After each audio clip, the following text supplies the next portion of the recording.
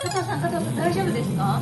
あ、どうしたんですか？おはようございます。すごいいびきだって隣の方から言われてるので、出させてもらいました。あ、そうだったんですか。うるさくしてすいませんでした。全然大丈夫ですけど、いびきの治療もありますから、やってみてもいいかもしれませんね。いびきは昔からだけど治せないって前言われちゃって。最近はそうでもないんですよ。特にレーザー治療は痛みも少なくて、いらない治療で注目されてるんですよ。当院でもやっているので、治療してる先生に相談してみましょうか。そうですね。せっかくなんでお願いします。